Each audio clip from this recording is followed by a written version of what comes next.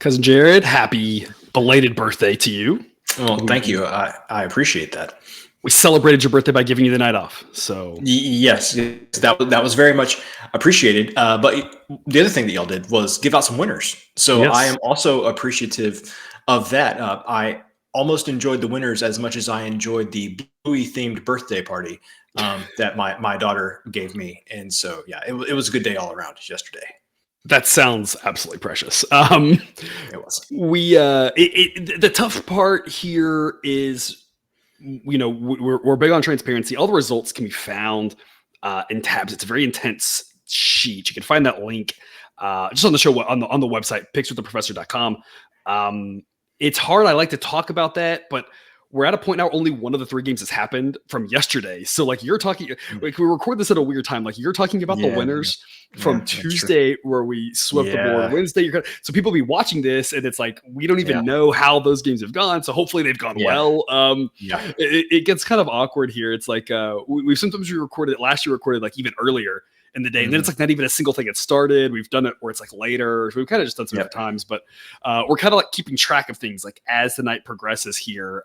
It's playing out in front of our eyes. And then of course you'll watch, sometime after that. But college basketball coincides nicely with your birthday coming around. Yes. This will be an interesting show. In the past, we've more brought you on kind of after football season for these, and you've had some time to see how the model handles these teams. I've long told people that I think your biggest strength and you're an asset to this program because you follow the model as much as anybody and can really pick out its strengths and its weaknesses and improve upon its performance by the things that you see in it. And now we're starting a whole new season, and it's like, do we remember how last year's teams went? Like, does any of that carry over? Like, we don't really know at this point. We're kind of like a little bit blind, right? Yeah, we're still figuring some things out, but I would say that in general, Sideline has done really well at the beginning of the season, is kind of regardless. And so that's definitely one thing to lean on, but it definitely has some biases that I think even early in the season, you can identify. There are just certain teams that it is in love with, and that's mainly what I would say, more so than like teams it just absolutely hates. The teams that it just loves to a degree that is unhealthy, almost. I can definitely point some of those out, and that'll kind of come through because generally we will choose not to talk about those teams because we know maybe Sideline isn't the best on that, and so we'll say, hey, may want to save that for later, not discuss that one tonight. Yeah, and that is generally why we come on here. We try to talk about some B or C grades that we think have value, the A grades, even though the model sometimes is in love with those teams. A lot of times the A grades, the difference between the price and what the model thinks is so big that even with that bias we always talk about, it's still probably a good play. But it might not be a good play on the B and C grades. So that's why we kind of have a discerning eye and look at those. College basketball is always interesting because the slate sizes are so different. Monday, of course, was just a billion games. And then Tuesday, Wednesday had almost nothing. Thursday slate here, a little bit deeper. We had a few more things to choose from. I believe we've got 8 A grade picks over for the people on Dub Club. So, I mean, it should be a nice little night here for us, hopefully. And again, if you want to sign up for that Dub Club and get those A grade picks, that sign up link is in the show description. Also for our Dub Clubbers, we will have a study hall tonight. Cousin Jared, you and I will talk college football every single game once we're done recording this show. So no extended cut here for college basketball because we're about to just lose our voices talking about college football. And again, if you want that content, also Dub Club is the place to be. Anything else to mention before we dive into these games? Let's get to it. All right, let's do it. James Madison starting us off here with a massive win over Michigan State. Shocking a lot of people there. Kent State was a fun team to back last year in the MAC. They were a very solid team. These are 2 very decent basketball teams here. James Madison, on the strength of that win, now moves into the top 100. Kent State, solid, but just on the outside of the top 100. Sideline says James Madison is the slightly better team on the road, makes this pretty close to a coin toss. So we're going to take James Madison at plus 143. It is B grade value. Cousin Jared, tell us more. The reason that you're not getting an extended cut of this is because when we start talking about James Madison, I want to talk about their issues on third down. I was thinking this. This is going yeah. to be a blowout. Kent State is a terrible team. Like they cannot move. But Kent State's getting drubbed right now by Bowling Green in football. So yes, I was thinking the same thing. Like if this was a football game, this would be a terrible matchup. As a basketball game, I'm kind of excited for it. Yeah, definitely. And so until football season ends, it's going to be difficult to keep it all compartmentalized, which sport that we're talking about here. So honestly, I was looking at this earlier today as a Dub Club member. I was looking at these projections when they came out, and I was thinking, wow, look, a pick'em. I can't wait to back Kent State. What a letdown spot for James Madison. That big win against Michigan State. I'll be damned if there is not still a value on James Madison. So actually flip this around and say, people, what did you not watch the game between James and Michigan State? This James Madison team is good. And sure, I thought for sure I was going to be getting plus odds with Kent State here after at home. After what we saw from James Madison. But no, I'm getting plus odds with James Madison. And again, they're a good team. They've been good for a couple of years now. They play fast. Even for playing fast, they have an above average defense. It's really a well-rounded team, one that I think has a great shot to make the tournament come March. Why are they getting? I'm not sure if they'll be eligible because the same issue with them in football, right? That's a whole. Well, the football team actually just what's the word I'm looking for? They appealed again for a second time. Yes. And the NCAA said that they would hear their case. So anyway, whatever. That's neither here nor there. That's all stupid. Yeah. Anyway, James Madison, good team. Just beat Michigan State. Can't believe I'm getting them at plus odds here. Was completely ready to fade them. But come on, guys. I mean, the team just beat a really good Michigan State team.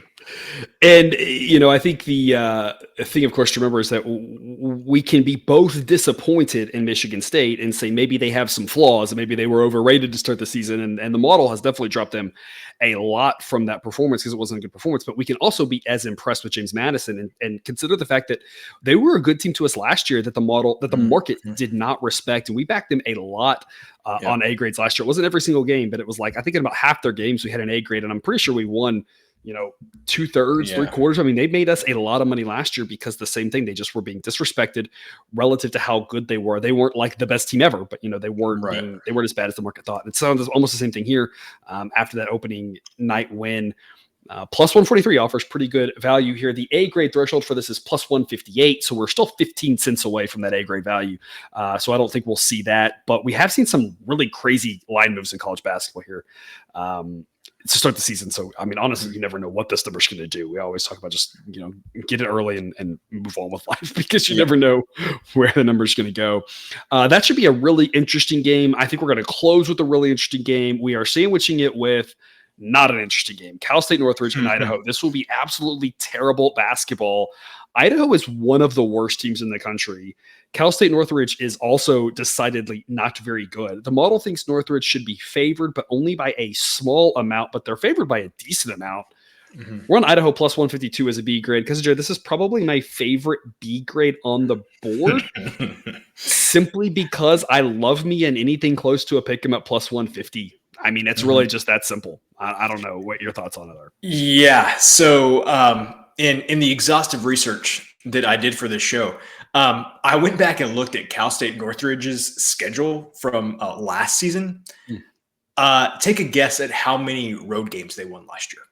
I'm going to guess none. Yeah, 0. Yeah. They won 0 road games last year.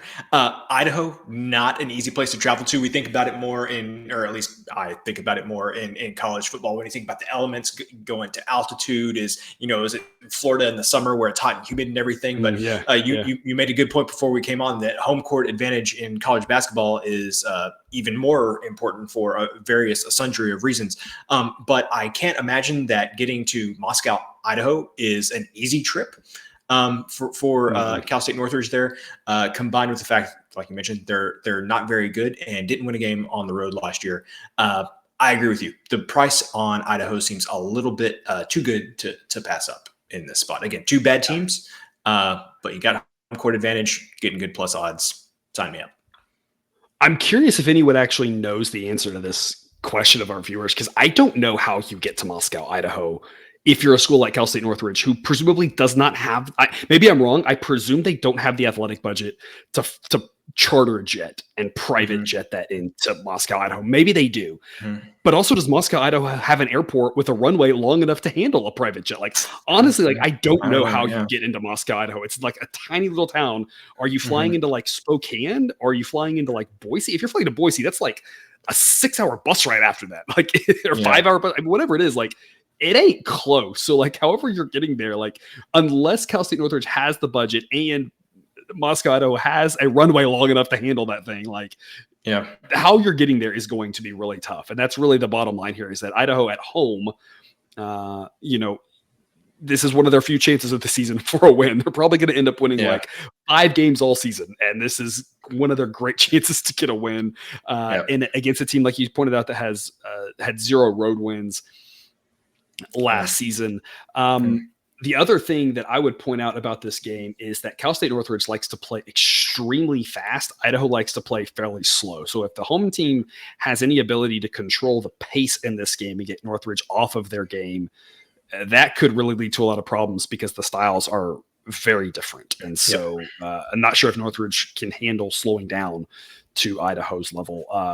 Cousin Jared, any other points to make about a must-see game that honestly I hope isn't on TV, because it seems like it would be terrible to watch? I mean, I don't really have any good points to make, but like Cal State Northridge won 4 conference home games last year. So it's not like they were just, they were a bad team, but they just weren't awful. It's not like they won 1 game last year. And so this road thing is just really strange. Like, I don't know how you can win 4 conference games at home and you go over on the road. But to your point, home court advantage, more important in college basketball. Yeah, exactly. A late one here, 10 p.m. Eastern, New Mexico and St. Mary's, probably the game of the night. 2 teams that Sideline has ranked in the top 35. St. Mary's at home should be favored, but New Mexico being the slightly better team means they've got a chance. It should be close. It's interesting, Cousin Jared, I'm thinking, like, my brain is still having a hard time thinking about college football, because in college football, the difference between number 25 and number 33, especially with college football home field advantage being less than college basketball, the difference between 25 and number 33 would probably be a coin toss, and number 25 might actually be favored. But in college basketball, the difference between 25 and 33 is almost nothing, and you've got a larger home court advantage. So we still think St. Mary's should be favored, but as we often say, maybe not by this much. We're going to take the plus odds in New Mexico. Plus 180 is a B grade. Cousin Jared, I think of this as a suite of picks, and we've got the A grades over on Dub Club, and we're just trying to add as many good plus 140s, plus 150s, plus 180s that we can, and just say, hey, if we just go 500 on these, we're going to make a killing. We are not trying to win them all. We know we cannot win them all. That's not possible. If you're looking for someone who's going to give you 100% winners, viewer, good luck. We know we're going to lose some, so we are going to be very price sensitive here and try to take good value picks and know that winning even half works out well. We think New Mexico's close enough to 50-50 to be worth it here at plus 180. Cousin Jared, what do you got? You mentioned a little bit towards the end of our analysis of Cal State Northridge and Idaho that it was kind of a clash of styles, saying, "Hoo boy, clash of styles in this one." New Mexico wants to go as quick as humanly possible, and St. Mary's wants to grind this down to absolutely nothing. I think whoever controls the pace of this game is the one that ultimately ends up winning. And in my experience, and maybe this is just me being biased because, I love me a good under, it feels like, I don't know, 60% of the time, 65% of the time, when 2 teams face off, one likes to go fast, one likes to go slow. It seems to me that a majority of the time, the teams that like to go fast, the game ends up being faster, whether that's because, the team that likes to play fast is able to implement their style, or maybe the slower team just kind of gets caught up in playing that way. I'm not necessarily sure.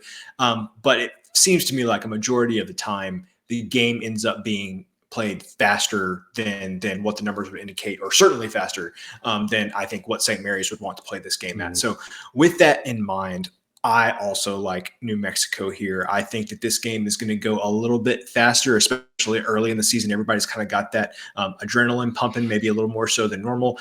You mentioned that biggest game of the night. I mean, this is a really good matchup. I think the players know that. I think they're going to be excited. I think that's going to lend to going faster, and I think going faster is going to lend itself to giving New Mexico an advantage, because I think they're just a little bit more comfortable with that style of play. Yeah, we're hoping, at least with regards to this one and the Idaho one before, being on opposite sides of the pace thing, that the travel for Cal State Northridge maybe slows them down a little bit there, Yeah. enough that Idaho is playing a comfortable game. Here, it's not like it's an easy travel spot from Albuquerque, New Mexico, out to California. It's not like that's the closest thing in the world either. It's just that the Mhm. difference is so large that even if New Yeah. Mexico is slowed down a little bit from that travel, it's still way faster than what St. Mary's wants to do.